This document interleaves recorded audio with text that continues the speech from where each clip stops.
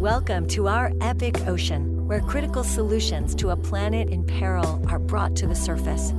Our epic ocean celebrates all that is epic about the ocean and why it is the planet's most vital resource. And now to our host, Rich Gurman. Welcome to the show, everyone. Before I introduce our guest today, I wanted to open by reading a short, I'm going to call it a love letter that I wrote to the ocean. And the reason I'm going to open with this is I believe we have the perfect guest today to discuss both the scientific and also the spiritual reasons behind these words. So, Jay, hold tight real quick and we will begin. So it goes like this. The ocean is my sanctuary, my temple, my church. She is my mother, my source, a mysterious lover, my goddess. She demands respect and offers love without condition. I meditate to her. She is my prayer. I go to her to disconnect. I go to her to connect. I bring her all my questions and patiently wait for her answers. She reminds me of who I am and why I am here. Wallace J. Nichols, creator of Blue Mind. Like I said, you're the perfect man, I think, to dissect why in the world those words would even come to me. How are you doing, man? I'm doing all right. Yeah, glad to be near the ocean, near our mother ocean and our lover ocean. Yeah, Our lover, for sure. So I want to dive right in light of the words that I just read. A question that I always hear you ask people is, what's your water? So I want to throw that question back at you. What is your water? The words that I describe my love affair with the ocean. Let's hear yours. well, the Pacific Ocean has been my go-to for a number of decades, but probably the more urgent answer to that is a little creek called Mill Creek in the Santa Cruz Mountains that used to run past our home and was literally the source of our drinking water, our bathing water.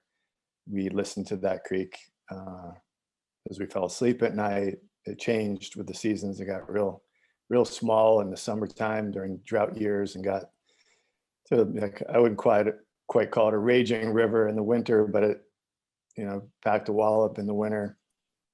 And when I reflect on that water, and shortly after it went past our home, it went into the Pacific Ocean. And, you fall asleep listening to that water, like I now fall asleep listening to the Pacific Ocean and the waves.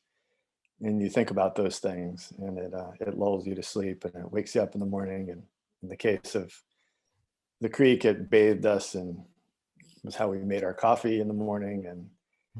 And that the house that was where we raised the kids that was next to that creek burned in these recent wildfires. And when I got the chance to go back and check to see what was left, and there was nothing left, I just stripped down and got into a deep spot, a little hole in the creek at the base of some redwoods, and just, got naked and got in there, and it's cold, just sat there. And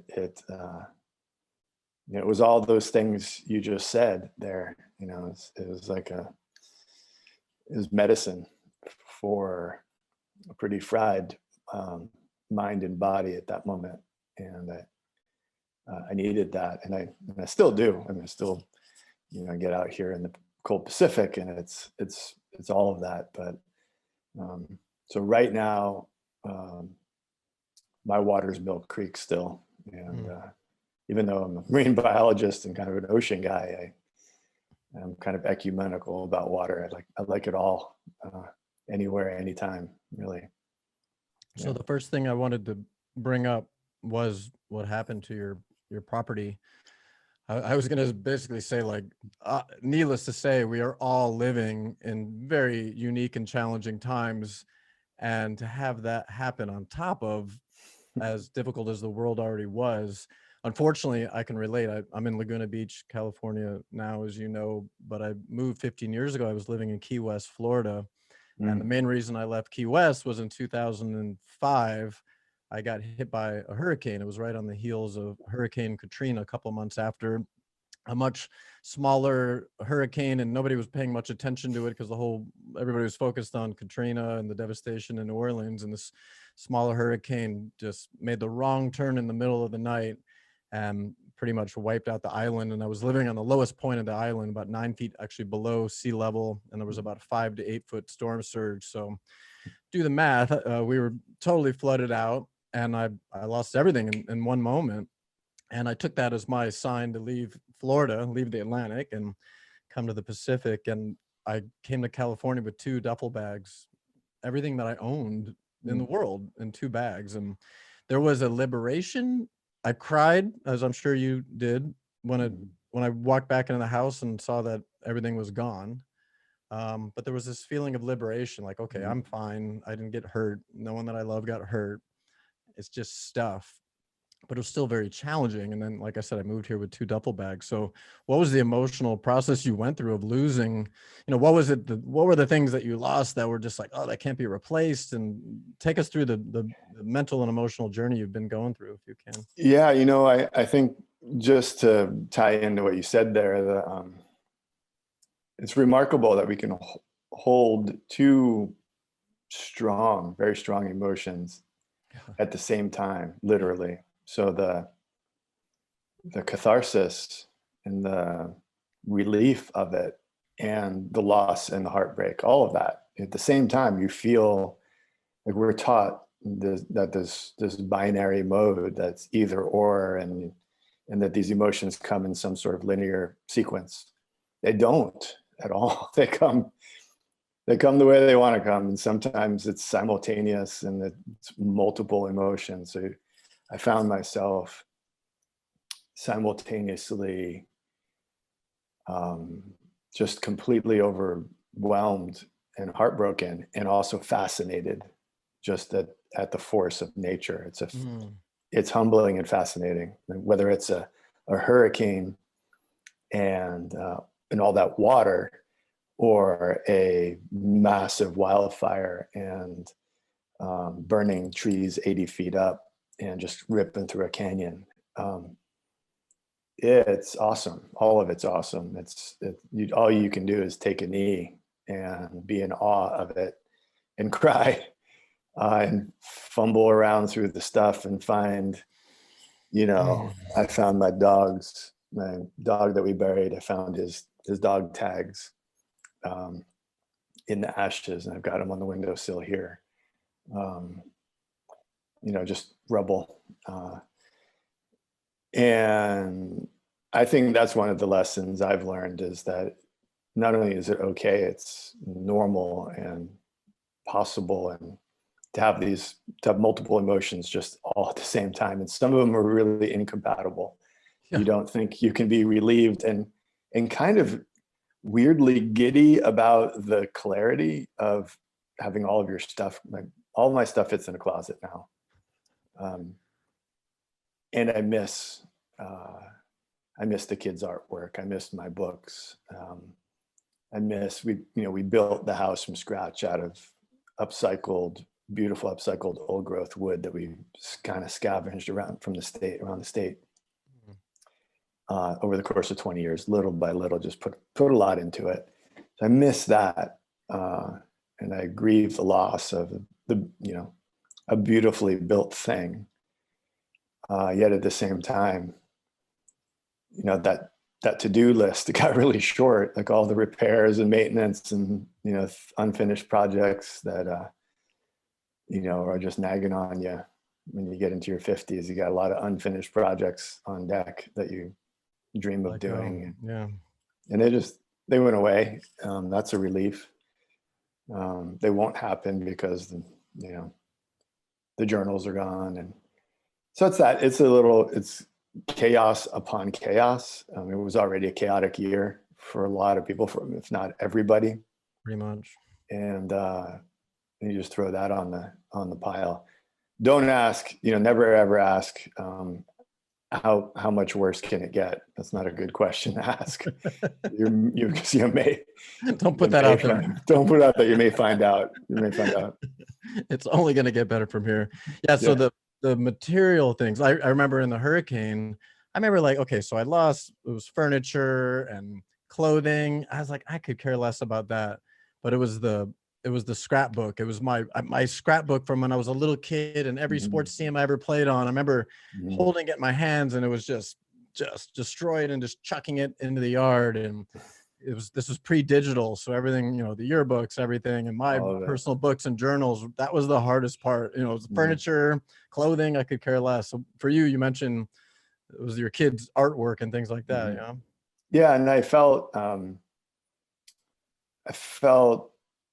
like I felt, you know, I felt a little bit like a failure because my job was, to care for those things, whether they're I had some things that were my dad's when he was a kid and my grandpa's when he was a kid, and just things that get passed down to you that it's your job to just keep them safe and pass them on. Like it's just family heirloom kind of stuff.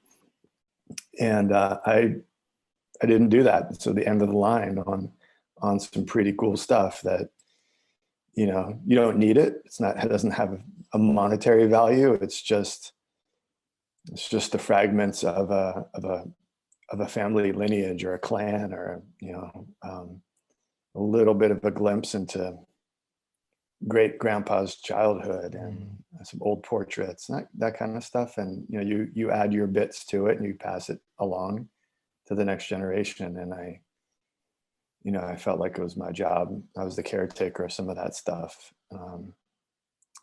And it's gone. So Is it fair there's to say you're the only one in your family that feels that way, though? You felt like a little bit of a failure. I'm sure your yeah. kids were not thinking the same thing. And No, and they actually get my oldest daughter, Grace. She left for college the night before. She went to the East Coast, went to New York, to Syracuse to start her freshman year, the night before the fire, and I had to call her. And part of the call was, and it was an informative call to let her know that her home burned right after she left. That was tough, and to say I'm sorry I didn't protect it. And I called and I just couldn't speak. And I ended up writing her a letter. So when you read your letter to the ocean, love letter to the ocean, this was the love letter to my daughter, kind of saying, you're carrying your home in you now. That's all that's left, is everything that's in you. So take a little time and have some clear thoughts about that. And pretty heavy how'd she, moment. And how'd she reply to the she letter? she wrote a letter back that um, was pretty powerful. Um, and to your point and your question, she you know tried to remove some of that guilt, by saying there's nothing you could have done. You did the right thing by protecting your own life and our dog George, and getting out of there and not fighting it with a hose. Yeah.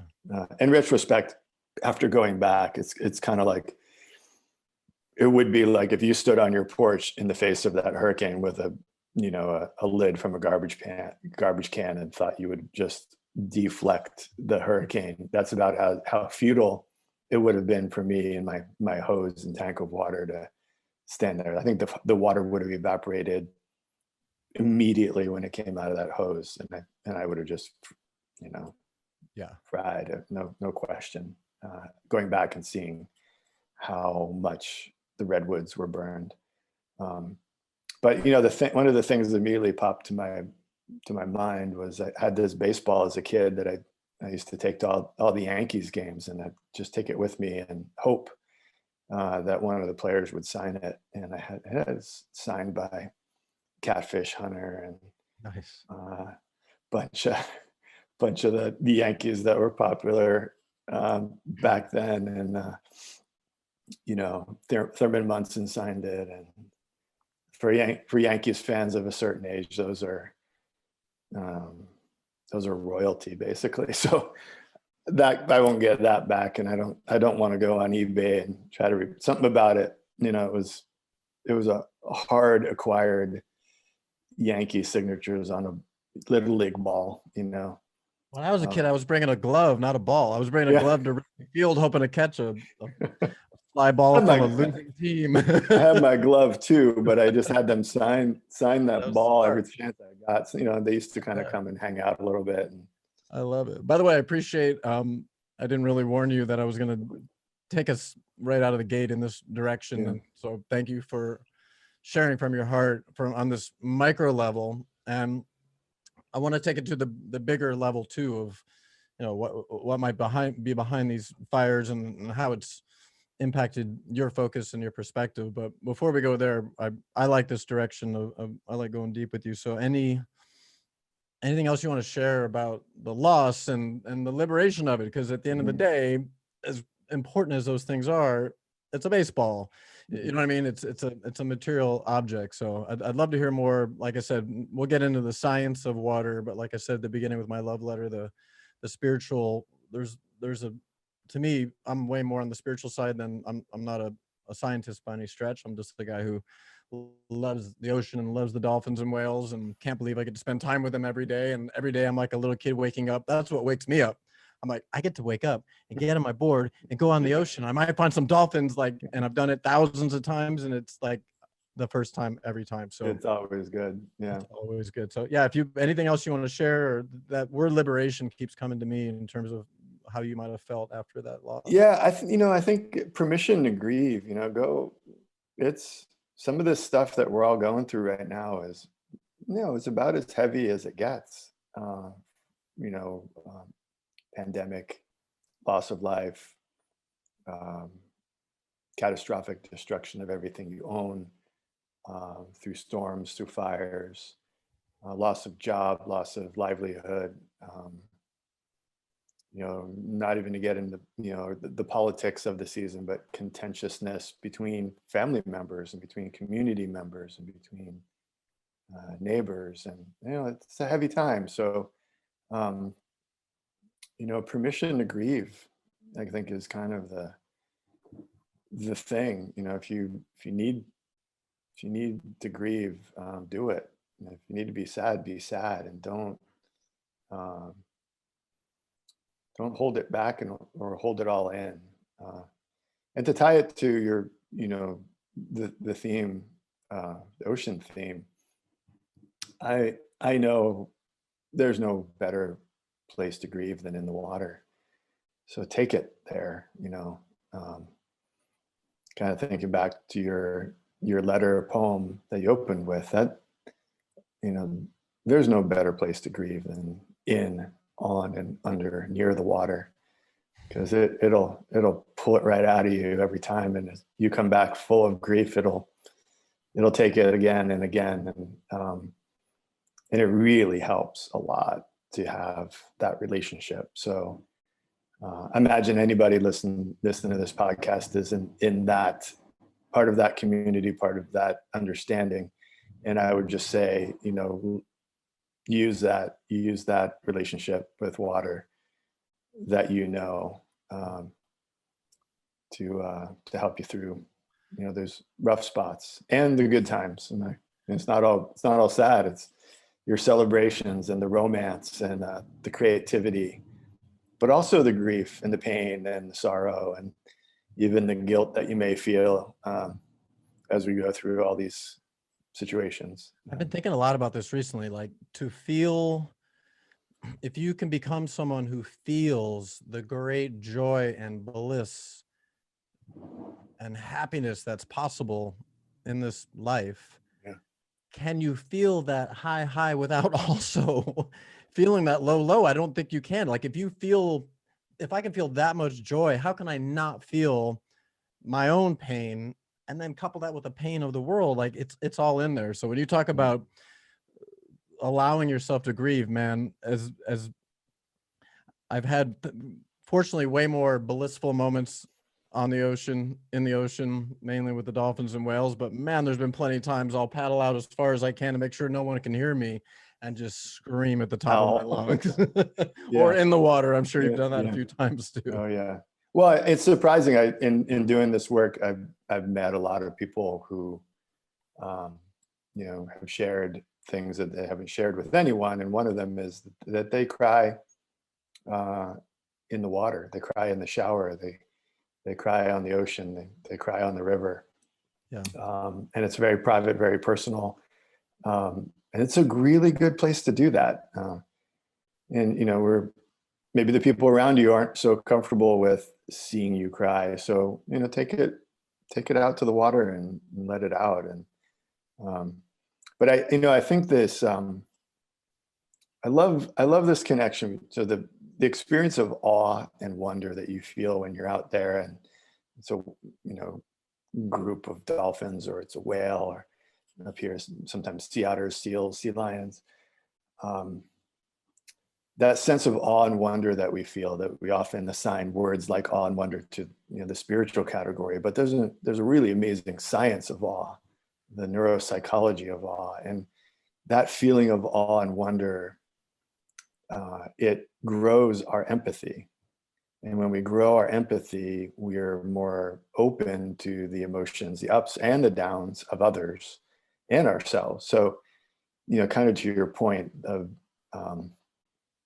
if you can feel the joy, the extreme joy, you can probably feel the extreme grief, because your emotional apparatus is working. And some people don't have that. Their emotional apparatus isn't working, and we call them sociopaths and psychopaths, but that's another conversation. Some of them end up being CEOs and possibly even presidents or senators, but possibly, so this connection, this awe-filled, wonder-filled connection we have with nature, with the ocean, with water, in fact, grows our empathy. And that empathy is a required ingredient for fixing what's broken.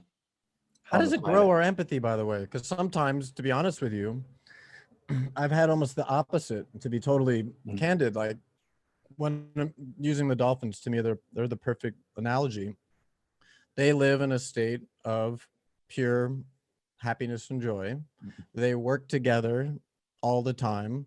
They don't ever get angry with each other and jealous. I've never at least seen that happen. And the contrast between how they are and how I feel when I'm with them versus the two-leggeds, and including myself, like, right. You know what I mean? I want to feel more empathy and compassion, and I hope I do in most cases, but I don't always. So can you explain? You said it's actually scientific. Well, tell me more, please. It takes us out of ourselves. It takes us out of the me perspective, and it offers a we perspective. So the empathy may be, in fact, for the dolphins that you're feeling.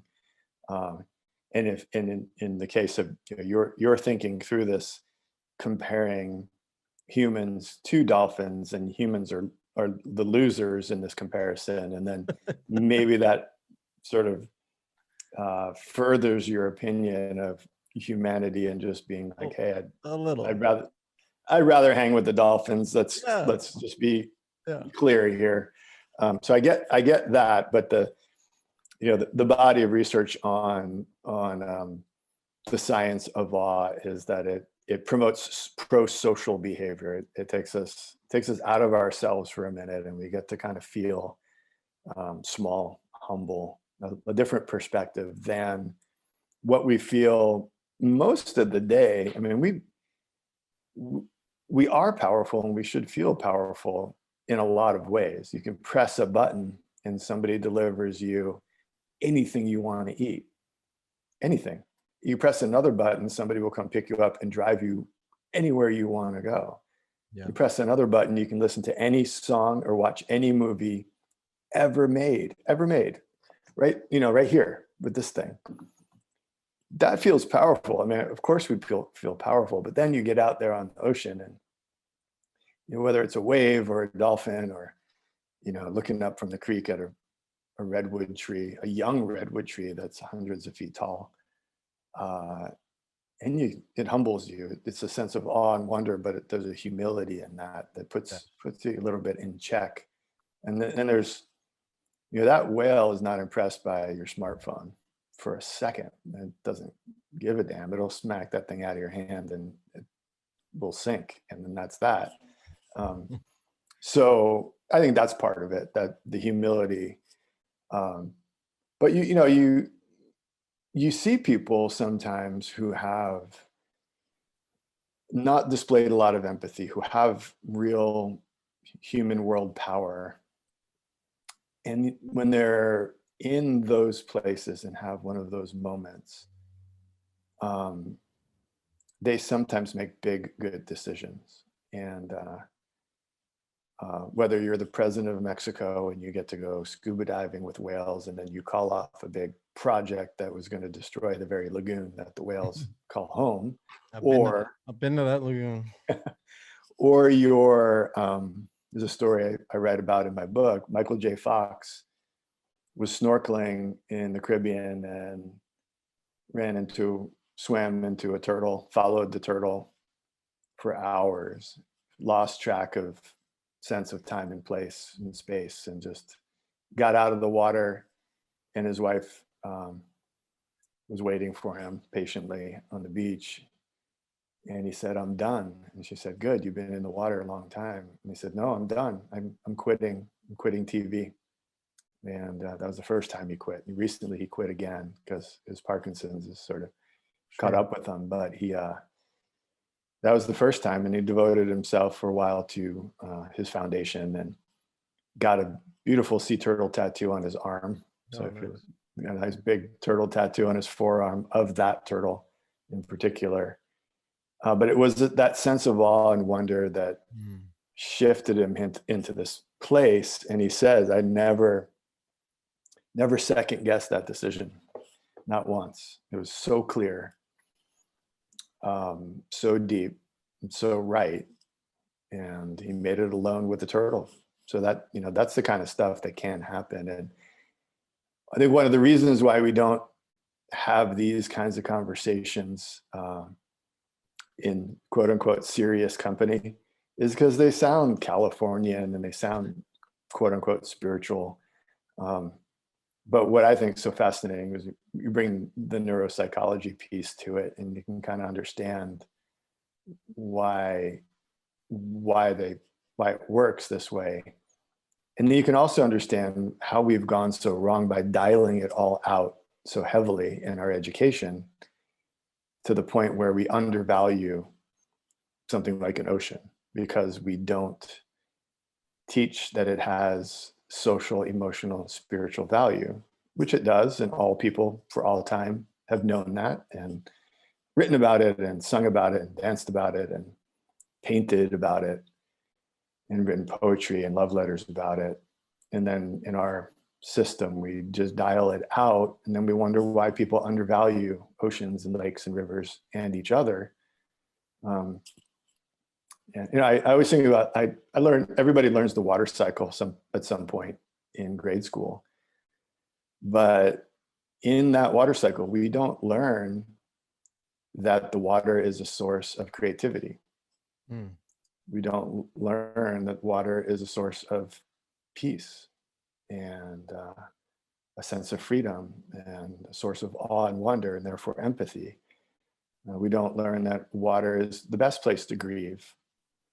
We don't learn that water is a really good place for romance, maybe the best place for that too. You want to go have a romantic moment, go to the edge of the water with someone you care about. You want to have a great conversation about something important, go to the water. So we leave that all out of the water cycle. It's extremely valuable in tangible ways in all of our lives. And by all of our lives, I mean every single human.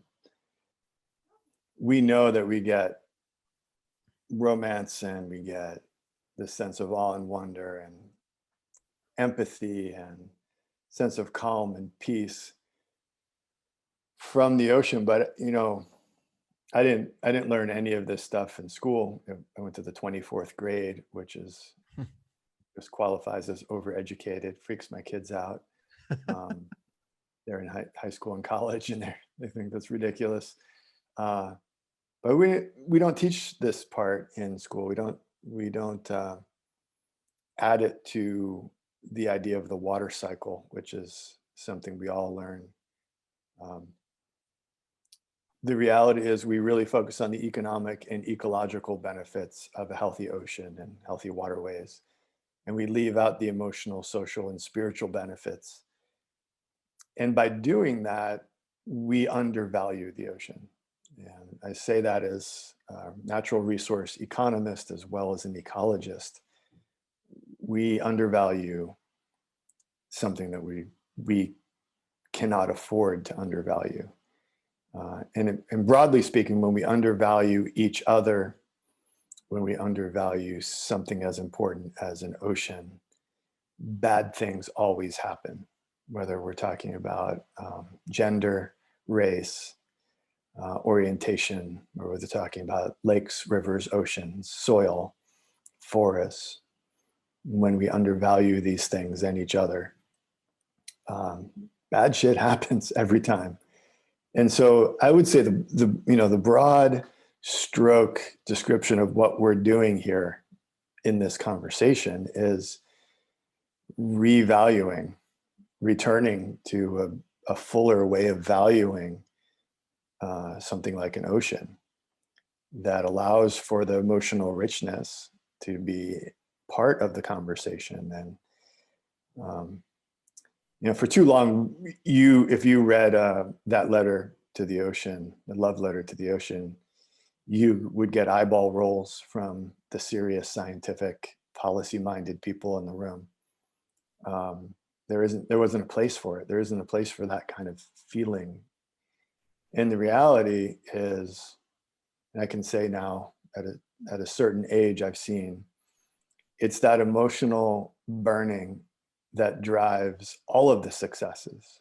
I have never seen an endangered species saved by someone who didn't care deeply, emotionally, and even spiritually about the outcome. It's how we become unstoppable. You can take away the funding, you can take away the permits, you can change the law, and you still can't stop somebody who's got that burning in their heart. And so that's really consistently kind of the message I try to share. And like I said, it's not a new one. It's actually one of the most ancient ideas in human history, is that water is medicine, not just for our bodies, but also our minds and our hearts and our souls. Every spiritual tradition, every sacred text spells it out. The Judeo-Christian tradition, which, because we're in that holiday season, I'll go with that one.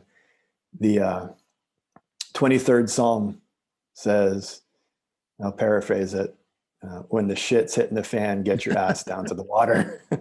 Stay at the Lord. Yea, though I walk through the valley of the shadow of death. That's a bad day. That's red mind. Yeah. Get down to the water. That's what it says. You're having a red mind day, get your blue mind on. And that's 3,000 years ago. King James wrote that in a song called a psalm. The 23rd Psalm, 23rd song is all about getting down to the water and soothing your soul. So it's in every spiritual tradition, every sacred text, every culture reminds us that water is good for emotional, social health. Yet we dial it out of the curriculum for our kids. And is that part of the reason you do what you do to is it like, how do I say this? Is the scientific, since most of us operate in our thinking mind, is it, okay, if I can show people logically why they feel that way about the water, then it's almost like a backdoor into the spirituality of it? Does that make any sense? Yeah. And for some people get it. They don't need the science. And that's great. Fine. Let's just go. That's me. I don't want the science. I don't want this. I don't want to get stuck in my head. It's like the light bulb. I don't really care how it works. I'm just glad it lights up the room. Yeah. Well, so what I find, so there's not just two groups of people, but let's just say, for argument's sake, two groups of people. One group that says, like Celine Cousteau wrote the foreword to my book, and she said, at first she was skeptical. She didn't want the science, Yeah, she didn't want the science to ruin the magic. Hmm. And that was her fear. And the more she learned, the more she read, the more she came to the conclusion that the science builds the magic. Like, if you don't understand how your own brain works, it's your brain. I want you to understand your brain really well. Otherwise, guess what? The people who understand your brain could use that knowledge to do things that you don't really want done. Neuromarketing, for example. Not to pick on any business in particular, Coca-Cola spends some money on neuromarketing. It's said that they have their own neurolab in-house. The reason why they would want to do that is one reason: it helps them sell sugar Sell more water. Coca-Cola, yeah. So my argument is I think the ocean deserves to have at least one good neurolab studying your brain on ocean, so that we can all, not to secretly and serendipitously try to convince people to do things, but to be very transparent, very clear about the results, which is what I try to do with Blue Mind. Is 100%. I want you to know everything I know. I want you to know everything I can find out from the neuroscientists. It's not a trickery. It's not kind of, manipulative marketing. It's empowerment and Yeah. It's health, literacy. and happiness and prosperity and connection, all the good things. Yeah. And, we work with groups of, first responders, veterans, people whose lives and careers are all about danger. And in order to make the case that surf therapy is viable for people with post-traumatic stress, you better have your science together. You're not getting in the front door at the VA, at the Pentagon, at Naval Hospital. You're not having that conversation unless you have your science together. So that's one reason. And if they think surf therapy can help the men and women who serve us and have served us, whether they're police, firefighters, veterans, then they watch out. You're going to get some investment in surf therapy, and you're going to get some healthier individuals as a result. And the experience that we've had with the growing number of groups doing surf therapy is that it works. It works for, here we are. I can attest to the therapeutic benefits of some good water time in the face of serious trauma. We all know and have seen people use surfing to get through tough times, to get through addictions, to get through anxiety, trauma, depression even. And not to claim that it's a silver bullet solution but added to the other healing modalities, pharmaceuticals, therapies, other kinds of exercise. It's good. It's a good one. Yeah. Yeah. As you know, obviously I emailed you just a few days ago that a local friend approached me wanting to take first responders and vets out paddleboarding. And of course I said yes. And you were the first one to say whatever I can do to support, with any resources that you have. So thank you for that. Let's go back. Well, that's a good example of, a project like that is going to benefit if it's got a pile of peer review research on its side. For sure. For those who need it. Yeah. And so if you're going to fundraise, all these projects need to fundraise at least a bit, and a lot of volunteers knocking themselves out, but there's a need for funds. And in order to fundraise, people want to know, does it work? What's the science? So that's part of the reason why you asked the question, do you need the science? And yeah, sure. Okay. But we've got it. That's good. I want to, we're going to talk about fundraising, but I want to go back to, I love the Michael J. Fox story. I never heard that one.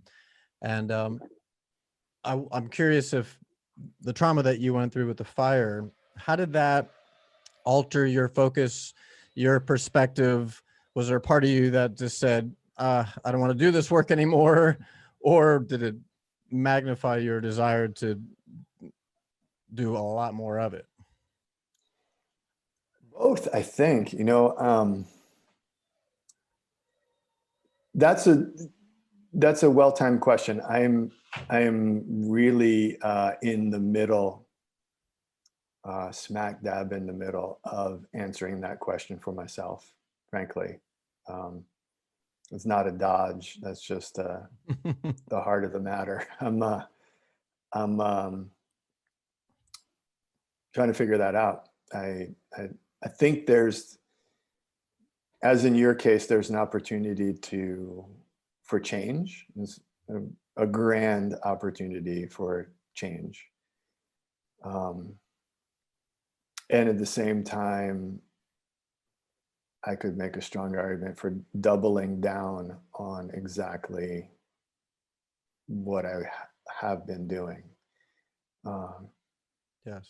And so if you ask me the same question tomorrow, I could have a different answer. That's where I will. kind of where I am. I'll call you tomorrow. Well, let's talk about doubling down. One of your most successful projects has been the Blue Marbles. I believe about 1 billion people have been reached by that. That's a lot. It's viral by design. So we give out a lot of Blue Marbles to people and they get passed. So the math on that, I know we've reached 1 billion people with the Blue Mind message through media, and we've probably reached 100 million with Blue Marbles. Okay. But we don't track them. There's no electronic device. I have one right here.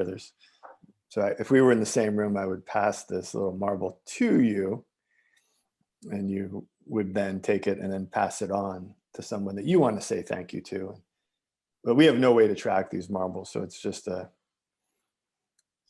estimate. Educated guess. Well, how did that come about, and what's the plan moving forward? We'll talk about different projects that you're working on, but what's the plan moving forward with the marbles? Well, like I said, it's viral by design, although that word's not the most popular word at the moment, but we'll just go with it. Good point. And 10 years ago, I was doing a lot of lecturing on the ocean crisis, and I realized that myself, along with my peers, we were telling a brutal, scary, occasionally angry, guilt and shame-filled story about the ocean.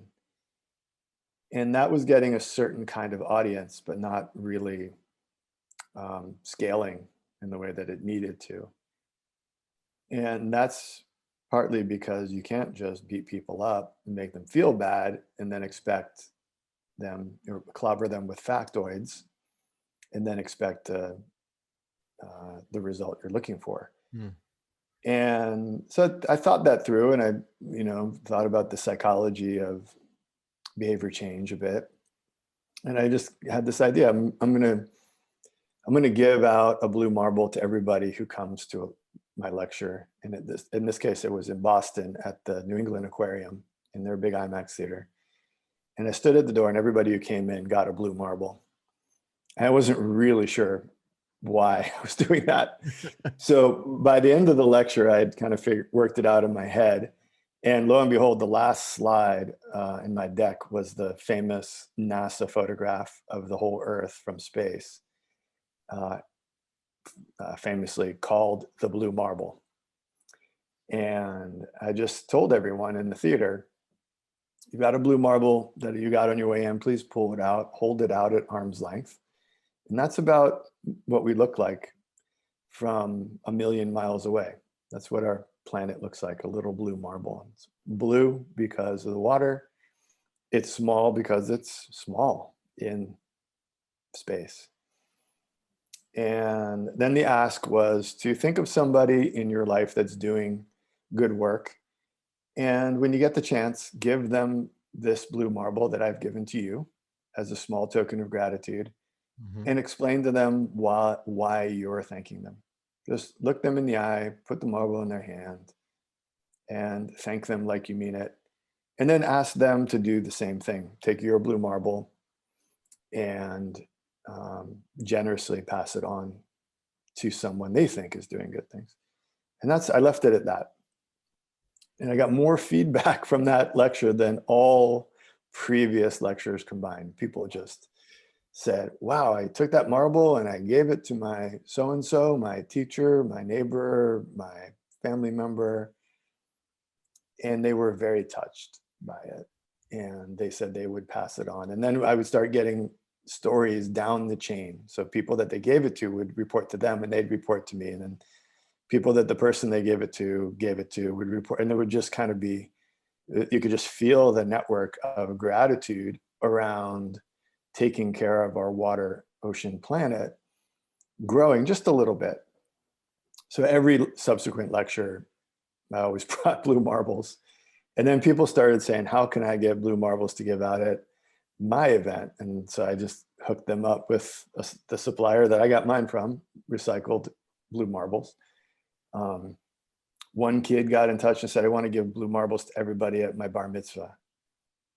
People got in touch and said, I want to give blue marbles out at our wedding, at a memorial service. I want to give a blue marble to everybody for a Christmas present. I want to give blue marbles to every employee at our annual employee event. And it just kind of just took off like that in a very organic way. I don't sell blue marbles. I'm not in the blue marble business, although some people have advised me that I should have done that. But right. I'm not good at monetizing things. I'm good at other things, but not that. So, the thing just kind of took off, and it works because it's a kind gesture.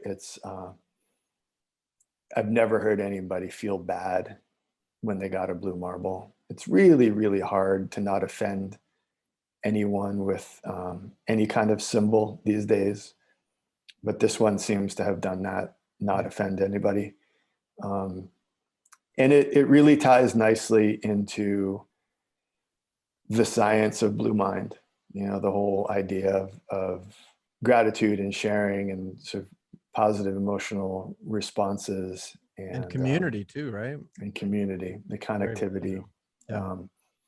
And so the blue marble sort of emerged as the symbol for this conversation appropriately. It's all about water and wellness and this sense of wonder that we find ourselves in. So that's beautiful. Let's shift a little into solutions. I feel like, well, the tagline of this podcast is critical solutions for a planet in peril.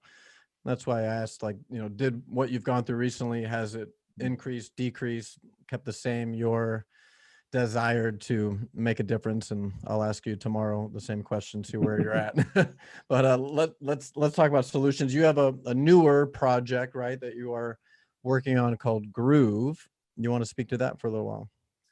Yeah. So I'm writing another book, and it's about so I'll start. Blue Mind tends to be a very individualistic concept. So how water makes you a better version of yourself. And that's important, of course, that we're all healthy individuals. But in this space, sort of self-improvement space, and the biohacking, and everybody just being stronger and faster and sharper and more awake and healthier, often what's left out is the we. Like, how do we work together better? And everybody's getting better individually, but how do we connect with each other more and more deeply? And it's the pivot from the me to the we. And there's a growing body of research on interpersonal social biology and interpersonal neuropsychology. So how teams work together well. And by teams, that can be a sports team, it can be a musical group, it can be a family, it can be a business unit. How do we work together well? And so groove is a word that I use to describe when we flow together. And a lot of people have read about flow state as a place of optimal individual performance. An example I use a lot is, as a kid, I used to go and see Michael Jordan play basketball at the old Chicago Stadium before they took it away. And in the early days, he would score 50 points. Almost seemed like he was literally flying through the air. Astounding. He was in flow. Absolutely. Almost like he couldn't miss. Just throw Mike the ball and he would do magic. Yeah. And they'd lose. They'd lose the game. They wouldn't go to the playoffs. They certainly wouldn't become champions.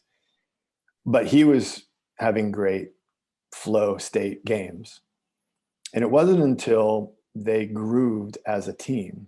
So they got a few more players, Scottie Pippen, they got Dennis Rodman, they got a zenned out coach, they got their groove.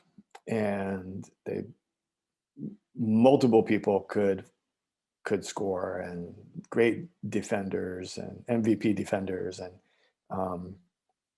they had a coach who didn't shy away from the word love when he spoke to his team. And yet, the legacy of that is a guy like Steve Kerr, who goes on to coach the Golden State Warriors in a similar kind of fashion, and with this kind of eye to groove and true teamwork.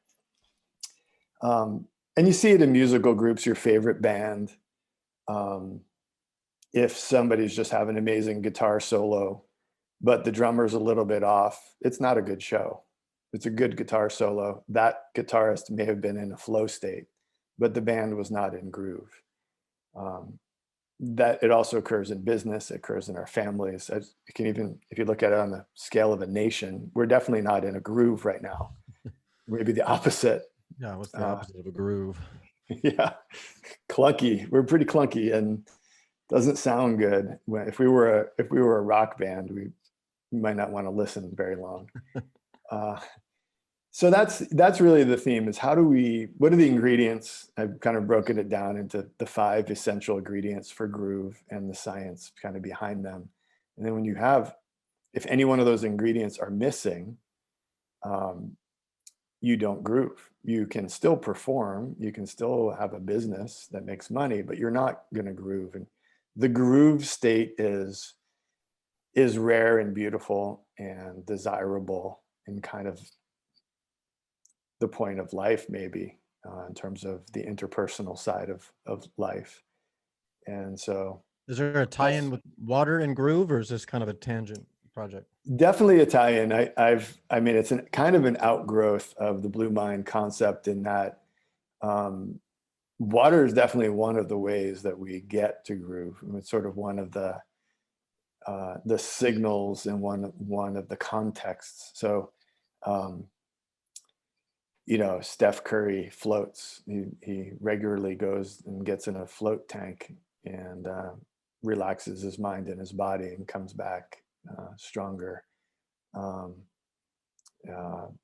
his counterpart Clay was having a bad streak for a while, and he was down in Southern California near Laguna Beach, and just said, getting in the ocean. He jumped in the Pacific Ocean and just in shorts, swam for a while, maybe a little body surfing, got out, and he said it hit his reset button, snapped him back into game mind, and came back and played better.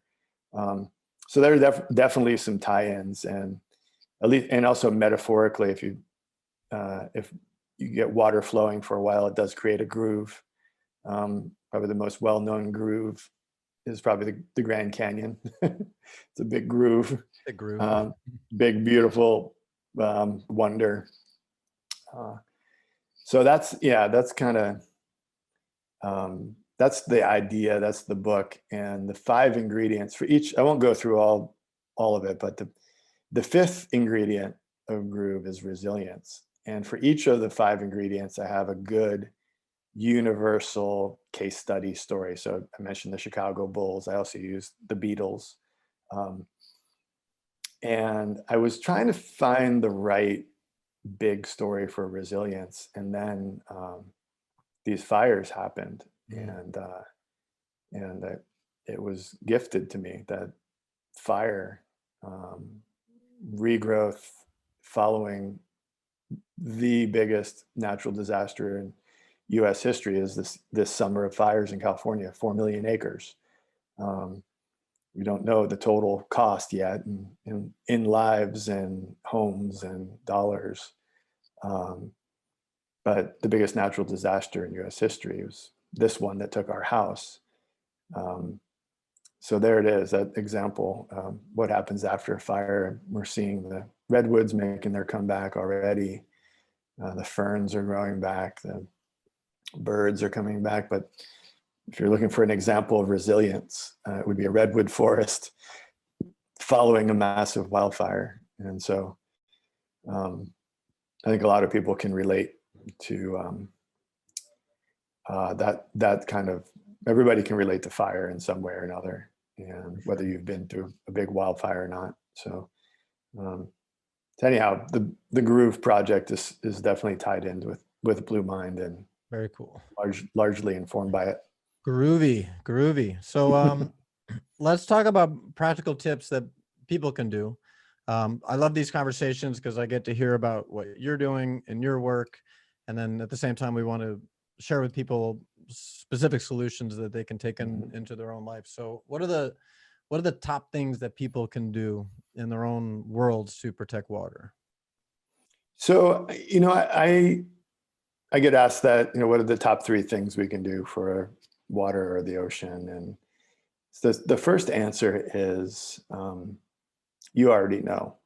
So what's the thing that you need to do that you're not doing? I don't know what it is. You know what it is, though. Do it. Don't wait for me or anybody else to tell you what's holding you back. Whether it's replacing your styrofoam cup habit with a reusable cup, or whatever it is, do it. That thing that you're just stalling on, just come on, what are you waiting for? And the reality is, if I tell you to do 3 things, you're not going to do any of them. You're going to forget, and you're going to defy. I'm sure. I'm a dad. I know how it is. It's the same with adults. You tell them what to do, and they do the opposite. So do that thing that you want to do that you haven't done yet. Please just do it for yourself. Do it for the world. That's the first answer. If you are already a practitioner of Blue Mind, lucky you, you're very fortunate. Take somebody with you next time. And I don't know their name, but you do. They're sitting on their couch and they're sad. They're burnt out. They're anxious. Go knock on their door, open their door, bring an extra surfboard, bring an extra boogie board, bring an extra hand plane, bring an extra pair of fins, wetsuit, bring some extra wetsuit, goggles, whatever it is, towel, get an extra one of them. Towel. Set them up, hook them up, and don't take no for an answer, and drag their butt out there with you. If you're going to the pool for a swim, you're going to the float spa for a float, you're going to surf, maybe you're just going to get wet for a minute. Maybe you're just going for a walk on the beach. You know who that person is. You know that they're hurting, and you know that this will help their hurt. Maybe it's a doctor or nurse that's helping people, and they're on the verge of burnout. Don't let them burn out. Don't let them burn out. Maybe it's a first responder, a cop, firefighter, a journalist who's reporting on bad news every day, and they're just borderline gray mind. Get them in the water with you. So that's, I guess, another. I don't know who they are, but you do, and I know you know who they are, because we all have a friend or neighbor that needs that. And I think the last thing is it's a little more of a heavy lift, But if you're involved in an organization that works for healthy oceans and waters, healthy environment, endangered species, you know that we're in the behavior change business, right? Everybody knows that we don't need to change the behavior of sea turtles. We need to change the behavior of humans.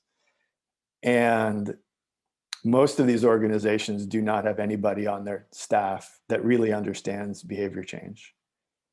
So if we're in the behavior change business,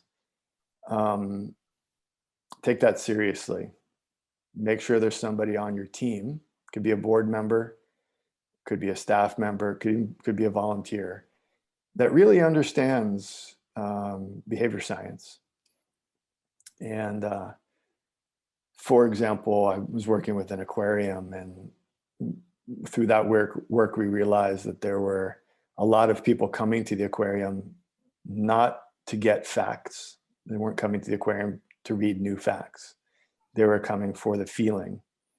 Some of them were coming for therapy. There was a woman who was going through chemo, and she would come every day and walk through the aquarium because it helped her calm herself, which helped her heal. So she was doing aquarium therapy. Nobody prescribed it. She figured it out on her own.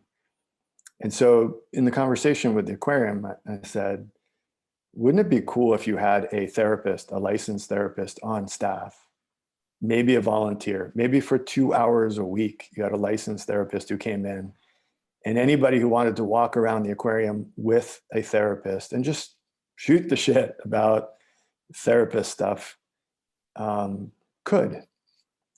You don't want somebody who cleans tanks to take on that role. You don't want a volunteer who may be a retired accountant who is a docent at your aquarium to take on that therapist role. It would be great if you had some licensed therapists taking on that role. And that's true for nature centers and parks of all kinds. So it's kind of a simple idea, but kind of goes back to that idea. If we are in the behavior change business, which we are, in fact, we should take that seriously. And when we work on policy issues, we have staff that understand public policy. When we work on ecological issues, we have ecologists. So if we're working on behavior change, let's make sure we have a good team of behavior scientists advising the work. This is super helpful. One of the things we're doing with our Epic Ocean is, one, it's a platform to feature the work of amazing people like you. And the other side of it is really empowering individuals to feel like they're part of the solution and not adding to the problem. And so we've created a 7-day challenge called the Epic Ocean Challenge, where each day for 7 days, we have a different topic, be it plastic is one day, and food, and different important things that are affecting the environment. And each day we ask them to make very small little behavioral changes, hoping to create new habits. So one, so they feel, like I said, they're part of the solution, and then they're getting their friends to do this with them, and they're making a change within themselves, within their family, and then out into the community, kind of the blue marble premise, if you will, hoping that it spreads. And all of a sudden people are, like you said, people already know for the most part, at least one change they should be making. And so we're helping to, I like how you come across it, and not in a way of making anybody ever wrong for how they're being, but you're doing the opposite. You're making it like, hey, you know what you want to be doing different? Like, how can I support you? Let's do this together, right? It's not, there's no shaming in anything that you're talking about. So this is interesting as we launch this 7-day challenge that we're really excited about. So well, and that, that approach, there's a guy at Stanford whose name is BJ Fogg, and he studies tiny habits. And he would say, right on, you guys are on it, rather than making people feel overwhelmed by the scale of plastic pollution or climate change, and just, you get into that fight or flight mode and you freeze. That's biological. Rather than do that and then tell people, okay, you need to save the world tomorrow. Whoa, holy cow, you need to lose 50 pounds. Then you'd be like, oh my gosh. Rather, tiny habits. And then you get in, you just check them off and you start feeling good. And you get that dopamine reward, you get that blue marble reward, and you want to do a little more. And I think, the basic neuropsychology is slowly seeping into our advocacy work. And so I would say, run your stuff by a local academic neuroscientist, neuropsychologist, somebody like Dan Siegel or BJ Fogg, or there's a whole bunch of people all What about over this guy, Wallace J. Nichols? You might be a good Oh, yeah. person to run this past too. Yeah, I just read it over and yeah. Very good. So yeah, those are the sort of three ideas. Do that thing that's at the top of your list Do that that you haven't thing. done yet. Bring someone to the water. Bring someone to the water, and then round out if there's an organization you like and that's doing good work, make sure they get somebody who really gets behavior change on their team. Very good. Whether it's your local surf rider chapter or an NGO that maybe you're a member of, say, hey, I'd like my donation to go to supporting this new staff member. I don't know, that might be a little too bold, but that's how it starts. So that's how it starts. Yeah, I like that. Very good. So how about this question? If somebody was going to make a movie about you and your work, let's say something like Kiss the Ground or Food Inc., something along those lines, what would you like it? What would it be like? What would that movie be like? Maybe animated. Cartoon. Stick figures. Super cheap. I think so the thing that stops a lot of movies is the budget. So I would say claymation, maybe. I don't know, is that cheap? I don't think so anymore. I don't know. No, claymation is expensive. I think stick figures, stick figure animation probably. I'm sure that was the exact answer I was looking for in that question. Next question. No. I think there needs. I think it's serious. I think there needs to be. I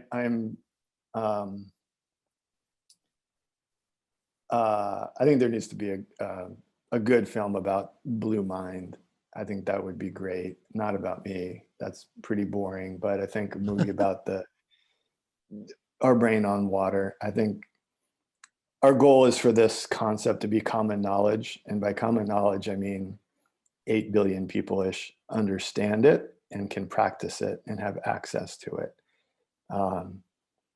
In order to get there, we need more than lots of translations of a book. We need more than lots of magazine and newspaper articles. We need multimedia, film, documentaries, and so on and so forth. So if you're listening to this podcast and you are a creative person, and the idea of the brain, neuroscience meets water, the source of all life on our planet, if that intrigues you, make something creative out of these ideas, whether it's a film, a short film, photography, an art project, a poem. It's so rich. I mean, we started off with your beautiful creative letter to the ocean. I think it's a rich place for creative expression, and I'd like to see more ocean advocates dial in some neuropsychology into their work. I'd like to see the creative side of ocean advocacy bring more of that, the wellness and the emotional health aspect of what the ocean does for us to the communications efforts. Okay. Film or otherwise. So. Claymation. Well, it's got to be clay, though. It's got to be a lot of clay. But a lot of clay. Give me the So all of a sudden there's this surge of art and music and poetry giving testament to the power of water, the healing power of water. Okay, like I'm going to be devil's advocate a little bit. Like, yeah, sounds great. I'm doing that. How is that going to? What's the next step that creates link it all together for me. The behavioral changes that will lead to us all of a sudden making the right moves when it comes to protecting the planet. Right. So like I said earlier, we have undervalued our oceans because we've left out the cognitive, emotional, psychological, social, spiritual, and creative health benefits completely from our policy, from our talking points, from our films, from our textbooks, from our curricula. Entirely, it's missing. The typical preamble for saving the ocean is this: 71% of the planet is covered with ocean. It gives us 50% of the oxygen and billions of dollars worth of jobs and income, regulates climate, and holds the vast majority of the biodiversity. Boring. Super boring. And making the ocean boring is very difficult, but we've done it. In fact, it also overlooks everything we've talked about today. Nobody cares what percentage of the planet is covered with water, nor what percentage of oxygen comes from the ocean. Really is irrelevant factoids. So we've spent most of our talking points on irrelevant factoids that people don't care about. And we've made the least boring thing about Earth boring. So look around at ocean advocacy websites, from the UN to your favorite local organization. That is the preamble of all of our documentaries, all of our reports. We can't afford to use a broken 1980s preamble any longer. So let's update our preamble to attract a larger group of people, such as therapists, doctors, nurses, first responders, veterans, parents, artists, real estate agents, travelers, so on and so forth, who love the ocean because it gives them joy, peace, a sense of freedom, creativity, a place to grieve, a place to fall in love, a place to be inspired, which makes life worth living. So that's kind of the why. When we do that, we create common knowledge. Common knowledge, as opposed to private knowledge and shared knowledge, according to Steven Pinker at Harvard, common knowledge boosts collaboration. Private knowledge collaboration hovers around 15%. Shared knowledge, it goes up to 45%, but common knowledge collaboration goes to 85%. So we can make a pretty good case for creating common knowledge as a way to get people to work together more on solutions. Imagine if you could connect the dots between emotional wellness in the year following a pandemic and the health of an ocean, lake, and river for first responders, veterans, and health practitioners. You make a pretty good argument for taking better care of said oceans, lakes, and rivers to serve those who need it most and those who serve us. You probably get a bigger membership base for your organization if you're connecting those dots. And we found that to be true.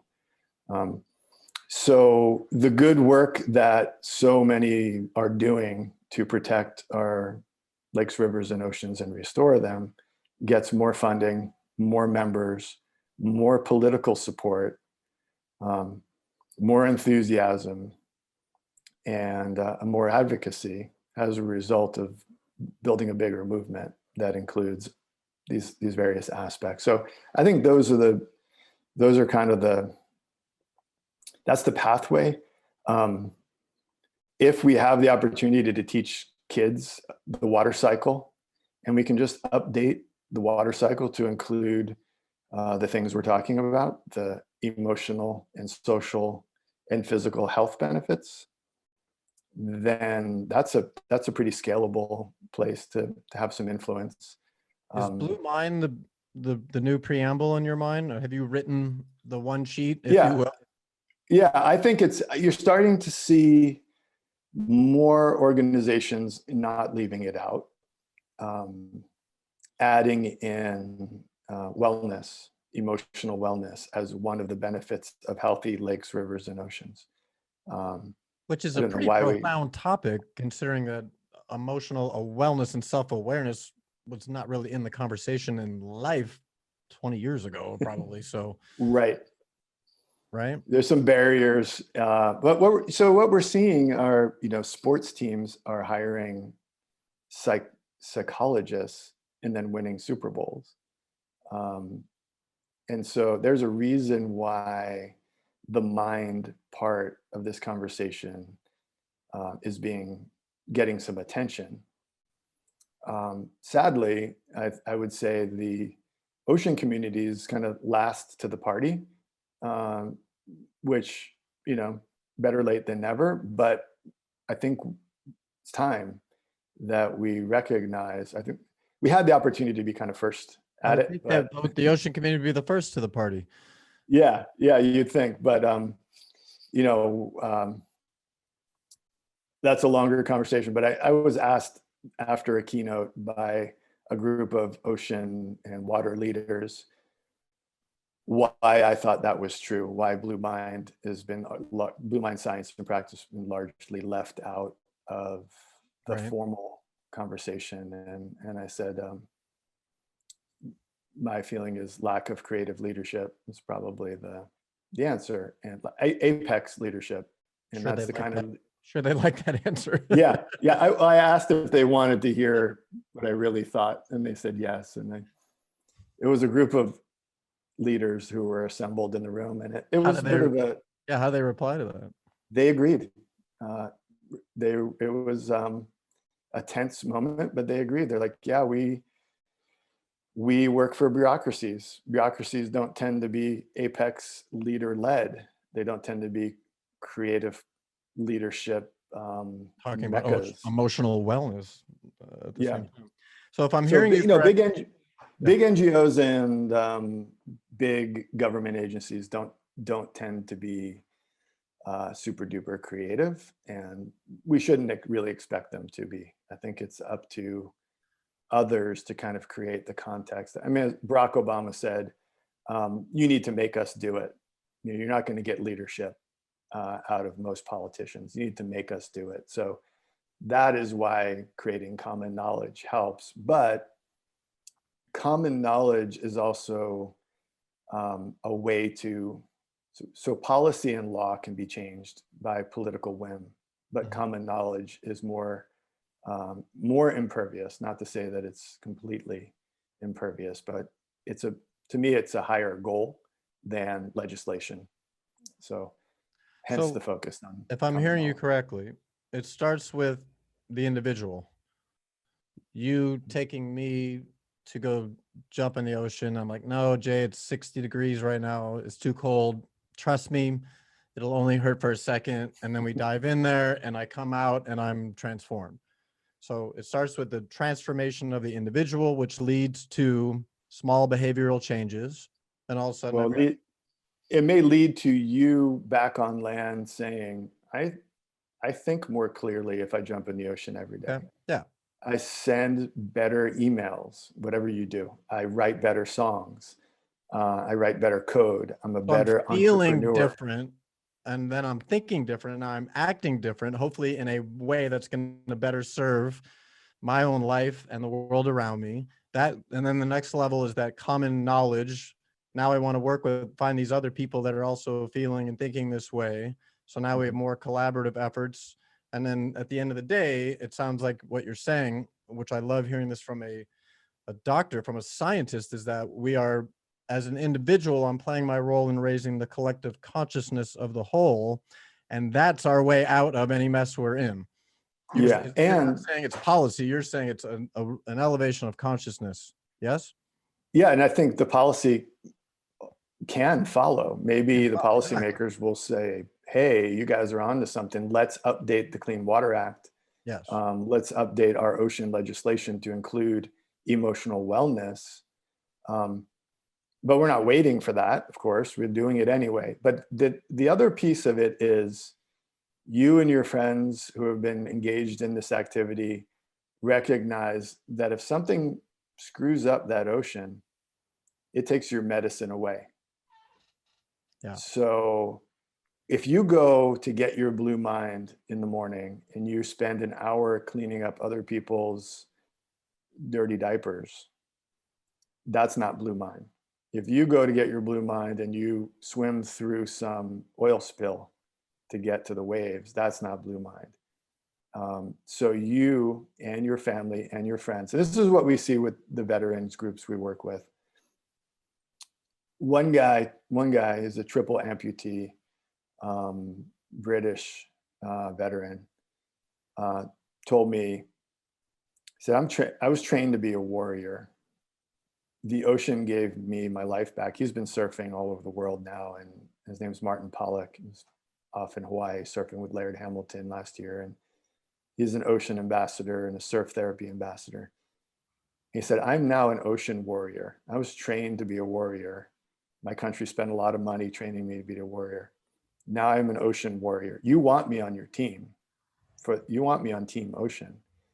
The ocean gave me my life back. I was going to spend the rest of my life in a pub, sitting on a stool with my mates, drinking like a blob, he said. Now he's an ocean warrior.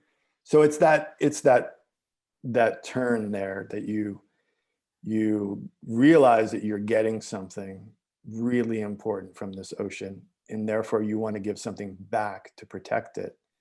That is a dynamic that makes us unstoppable, that makes it personal. And that's very different than in 50 years, the ocean will have too much plastic, or a concept about biodiversity. And I care about those things a lot, but most people can't quite relate to climate change scenarios, distant patches of trash, biodiversity loss, a la IUCN Red List. They can relate to their personal emotional health, the emotional health of their children and their friends, the emotional health of veterans and first responders and frontline health workers. So it's a conversation changer. It's not just a talking point, but it is a good, powerful talking point. And I think that moment where you say, wow, the ocean saved my life, and mean it, or the ocean made my life significantly better, and mean it in a very personal, micro level. And to go down that path for a moment, our daughter Grace, who's now a healthy 18-year-old, went through a heavy 4-year health crisis, and I have to say the ocean helped us all get through it. And without going, I'll let her tell her own story sometime, but she recognizes it. She's written about it. We all got through it as a family because we had that ocean at our back. So we have a lot to give back to make sure that ocean stays healthy, to help other kids who need it, and other adults who need it, and doctors and nurses who should learn before they burn out to get out there and decompress, whether it's a lake, a river, an ocean, a pool. So I think that's my goal. And granted, I'm one dude with a book. I mean, I'm just sharing what I can with those who will listen for 5 minutes or an hour. And I'm amazed when we put this information into the hands of creative people, what they can do with it. And, those who have their arms tied behind their back because of the agency or bureaucracy that they work within, I get it. It's okay. We'll make you do it. Just hang out for a while. We'll make you do it. So it's coming around. I think we're mainstreaming the ideas really quickly. Good.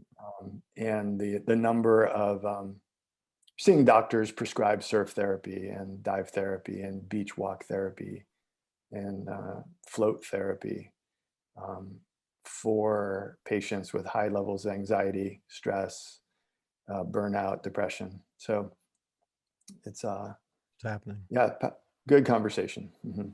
It is. Jay, I appreciate this so much. You and I could spend hours and hours in this conversation. I'm going to give you the final word in a moment, but first, I don't want to forget, if people want to find out more about you and what you're up to, where's the best place for them to do so?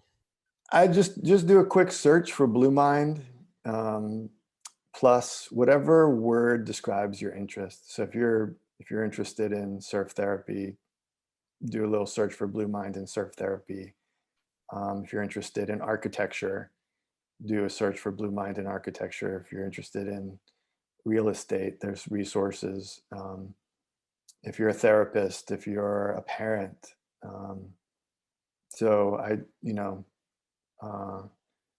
There's no reason to go to my website. It's just like a locker full of my stuff. Google is a good tool. So Google the thing, put Blue Mind in quotes plus the word that you're interested in. If you're interested in the science, go to Google Scholar and look up articles. There's a ton. I was talking to a journalist this morning and she said, you guys are prolific. There's so much out there. There's videos and articles and podcasts and so on a number of topics. So I would say just go do a search for, if you're interested in veterans, work with veterans. You'll come across Operation Surf and Force Blue and some other great organizations out there that are putting Blue Mind into action. So yeah, Google it. That's kind of Google it. Yeah. I want to give you the final word. What are you feeling? We've covered so many topics here, and I appreciate you going deep at the beginning with the devastation that you went through. And I'm personally curious to see how your work evolves as a result over the months and years ahead. I appreciate your love and your humility. And like I said, to me, that blend of the scientific side and the spirituality, the thinking side and the feeling side, super interesting to me. So thank you for everything that you shared. I'll give you the final word. Stick whatever the thing is that keeps you up at night, whether you're a student or you're an old guy like me, stick with it. And none of the projects I've worked on have been easy. They've all taken a minimum of 10 years to get traction. But if you know something is important, don't let anybody talk you out of it. Just live in a yurt and eat top ramen if you have to, but or any brand of ramen for that matter. But that's the lesson. Your whole world may burn down around you, but don't let that stop you, and just remain unstoppable. That's what we need, is unstoppable individuals with big hearts. Yeah. Resilience. Yeah. Thank you, brother. So good to spend this time with you. I'm looking forward to meeting you and jumping in that cold ocean. That sounds great. Or maybe in Hawaii in the warm ocean. Warm ocean. Exactly. Thank you so much. Maybe we'll bring some guitars. I've got mine over here too. So I got one there behind me. Let's do it. Yeah. Thank you, Jay. Excellent. Thank you so much.